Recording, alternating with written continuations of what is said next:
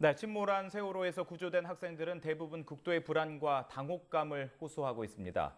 이 극심한 스트레스를 받은 상태인데 시간이 지나도 나아지지 않으면 이 외상 후 스트레스 장애나 생존자 증후군을 겪을 수 있다고 전문가들은 말하고 있습니다. 김잔디 기자가 보도합니다. 구조된 학생들은 병원으로 옮겨져 치료를 받고 있습니다. 신체적 외상보다 정신적 상처가 더욱 걱정입니다. 병원 측은 학생들 대부분이 불안해하고 심리적으로 멍한 상태를 보이고 있다고 밝혔습니다. 심각한 스트레스와 불안을 호소하는 등 사고 당시의 큰 충격으로 인해 정신적인 피해가 있을 것으로 보고 추가적인 심리 상담과 치료 등 극심한 충격을 받았을 때 사고 장면이 자꾸 떠오르고 작은 소리에도 쉽게 놀라는 등 예민하고 불안을 보이는 증상, 급성 스트레스 장애입니다. 배를 타지 못한다거나 물을 싫어하게 되는 회피 반응도 보일 수 있습니다. 일반적으로 사고를 겪은 직후부터 한 달 안에 증상이 나타났다 회복되는데 그 이상 지속되면 외상 후 스트레스 장애가 될 수 있습니다. 사고 직후 증상이 나타나면 곧바로 치료하면 되지만 괜찮아 보였다가 한참 시간이 지난 뒤 증세가 나타나는 경우도 있는데 치료가 쉽지 않습니다.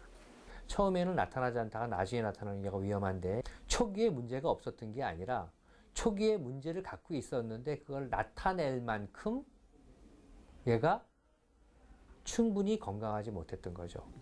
나만 살아남았다는 죄책감에 시달리는 이른바 생존자 증후군도 피해자들을 괴롭힐 수 있습니다.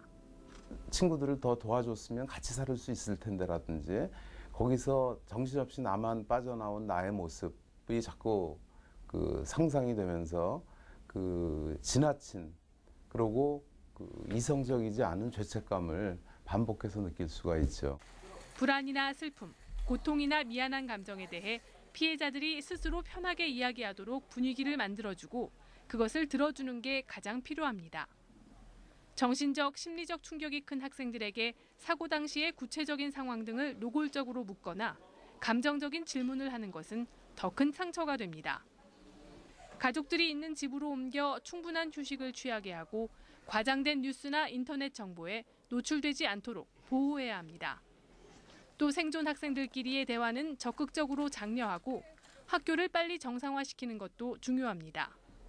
사고 피해 당사자와 그 가족들은 물론이고 목격자와 구조대원 그리고 남아있는 다른 학년의 학생들까지 정신적으로 충격을 받았을 가능성이 있기 때문에 이들에게 지속적인 관심을 가지고 심리 상태를 돌봐야 한다고 전문가들은 조언합니다. YTN 김잔디입니다.